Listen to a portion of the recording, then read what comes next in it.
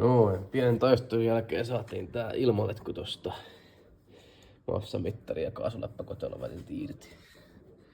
Tää on suht siistin näköinen kotelo. Nyt pitäisi katsoa tosiaan, että miten tää sähköiriiti tästä lähtee pois.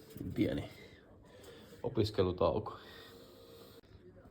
Noin, äsken oli vähän liian jännittävää kuvaamiseen, eli hommahan meni niin, että täällä oli tää kaasuläppäkotelon anturi. Ja saatiin irti tosta. Silleen otettiin pieni ruimeisseli ja tungettiin se sitten tonne.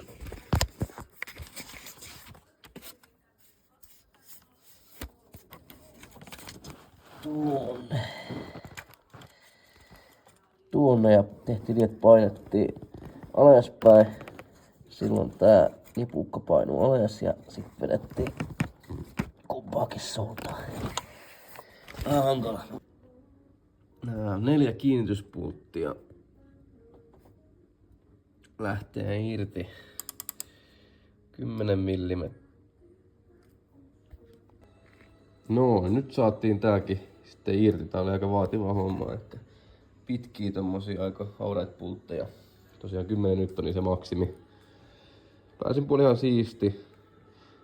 Magneetti Morelin läppäkotelo. Tää oli sitä alkutuotannon koteloa. Muistaakseni tää vaihtui sit vuoden 2003 mallistus. Voisiko olla tässä 02, mikä mullakin on, mutta tässä mun 02 nyt on vielä tämä vanha. Johto on vähän teippailtu. Täytyy laittaa siihen uutta teippiä. Kotelo on täältä filterin puolelta ihan siisti. Imusarjan puolelta on vähän karstaa. Täytyy katsoa, miten tuon saisi kivasti puhdistettua. Joo. Sitten seuraavaksi päästään astiassa eteenpäin.